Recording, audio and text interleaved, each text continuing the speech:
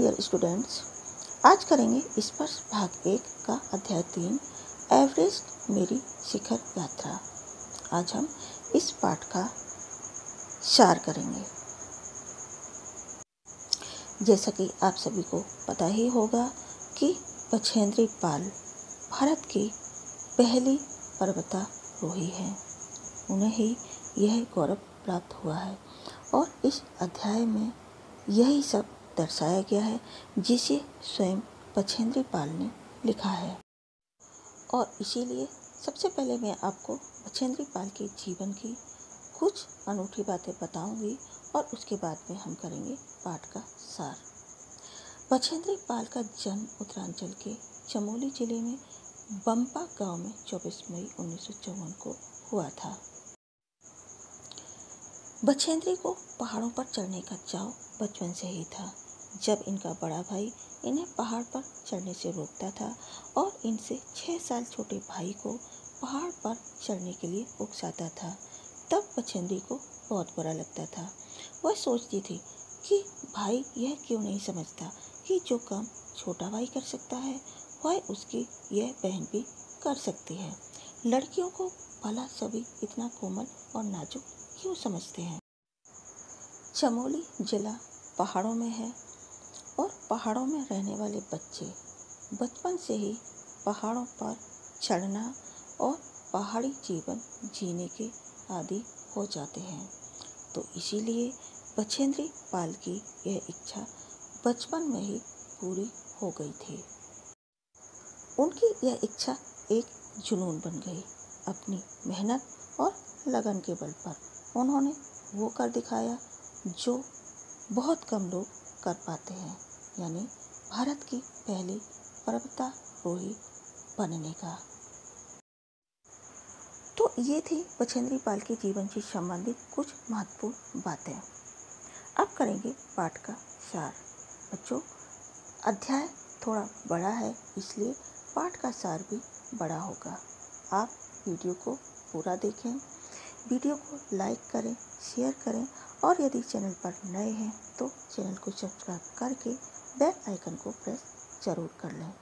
आइए अब शुरू करेंगे पाठ का सार। एवरेस्ट अभियान दल 7 मार्च को दिल्ली से काठमांडू के लिए रवाना हुआ। मुख्य अभियान दल के प्रस्थान से पूर्व उपनेता प्रेमचंद के नेतृत्व में एक दल एवरेस्ट के बेस कैंप के मार्ग की सफाई करने के लिए भेजा गया।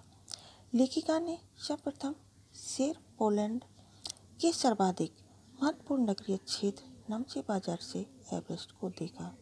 नेपालियों के बीच एवरेस्ट का एक और नाम प्रचलित है जिसे सागरमाथा कहते हैं।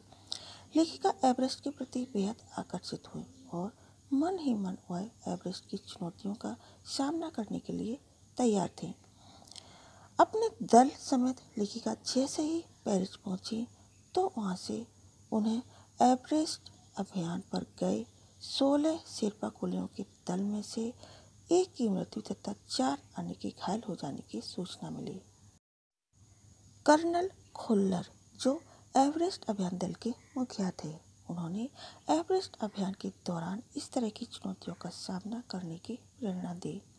इस बीच उपनेता प्रेमचंद ने एवरेस्ट अभियान मार्ग की सफाई हो जाने की सूचना दी। इधर आए दिन हिमपात और हिमस्खलन की सूचना मिलती रहती थी, जिससे लेखिका अपने अभियान को लेकर बेहद आशंकित और डरी रहती। परंतु एवरेस्ट की चोटी तक पहुंचने का सपना उसकी आंखों में पल रहा था। लेखिका और उसका दल एवरेस्ट की चढ़ाई के लिए निरंतर अभ्यास करता रहा। एक दिन लेखिका के बेस कैंप में शेरपा तेंजिंग अपनी छोटी बेटी डेकी के साथ आए। उन्होंने सभी पर्वतारोहियों से अलग अलग बात की। लेखिका ने जब बताया कि वह नौसिखिया है और एवरेस्ट पर पहला अभियान है, नौसिखिया मीन्स नया नया काम सीखा हुआ, तो शेरपा तेंजिंग ने लेखिका की दृढ़ता एवं कर्मठता पर विश्वास जताते हुए उसकी सफलता की कामना की। उन्होंने लेखिका का विश्वास बढ़ाते हुए उसे पक्की पर्वतीय लड़की बताया और कहा कि उसे पहले ही प्रयास में शिखर पर पहुंच जाना चाहिए। इससे लेखिका का उत्साह बढ़ा। 15-16 मई 1984 को जब लेखिका अपने कैंप में गहरी नींद में थी, तभी बर्फ की एक विशाल चट्टान उसके कैंप से आ टकराई। लेखिका कई फीट बर्फ के नीचे दब गई। लेखिका के सहयोगी लोबसांग तथा तशारिंग उसके साथ तंबू में थे। लोबसांग ने अपनी छुरी की मदद से लेखिका के तंबू का रास्ता साफ किया और बड़ी तत्परता से वे लेखिका को बचाने के प्रयास में जुट गए। आसपास जमे कड़े हिमखंडों को खोदकर लोबसांग ने बड़ी मुश्किल से उसे बर्फ की कब्र से बाहर निकाला। लेखिका मौत के मुंह में जाते जाते बची। कर्नल खुल्लर ने इस बचाव अभियान की जमकर प्रशंसा की। इसमें हिमखंडों मतलब बर्फ के बड़े बड़े पिंड या टुकड़े। लेखिका के साथ जय तथा मीनू एवरेस्ट की इस महत्वपूर्ण चढ़ाई में उनके सहयोगी थे। लेखिका साउथ पोल कैंप सबसे पहले पहुंच गई, परंतु साथियों की सहायता हेतु वह दुर्गम मार्ग पर पुनः वापस आई। यानी कि उनके सहयोगी पीछे रह गए थे और उनकी मदद के लिए वापस वो उन्हें लेने आई। लेखिका के सहयोगी उसके इस तरह वापस आने से हक्का बक्का थे। अगले दिन पृथ्वी की बहुत कठोर जगह के नाम से प्रसिद्ध साउथ पोल से लेखिका अंग दोर्जी के साथ एवरेस्ट की अंतिम चढ़ाई के लिए तैयार हुई और अपने आरोहण मार्ग की बाधाओं को अत्यंत संयम, सहजता एवं कुशलता से पार करते हुए शिखर कैंप तक पहुंची। दक्षिणी शिखर के नीचे लेखिका को लिहाटू मिला, जिसने लेखिका की सहायता की और उसके रेगुलेटर पर ऑक्सीजन की आपूर्ति बढ़ाई। इससे शेष चढ़ाई में लेखिका को आसानी महसूस हुई। जमी हुई बर्फ को काटते तथा बर्फीली हवाओं का सामना करते हुए लेखिका 23 मई 1984 के दिन दोपहर में 1:07 पर एवरेस्ट की चोटी पर पहुंच गई। इस तरह लेखिका बछेंद्री पाल एवरेस्ट की चोटी पर पहुंचने वाली भारत की प्रथम महिला बन गई। लेखिका ने एवरेस्ट की चोटी पर मां दुर्गा का चित्र तथा हनुमान चालीसा को एक कपड़े में लपेटकर बर्फ के नीचे दबा दिया और अपने रज्जू नेता अंग दोर्जी का झुककर अभिनंदन किया।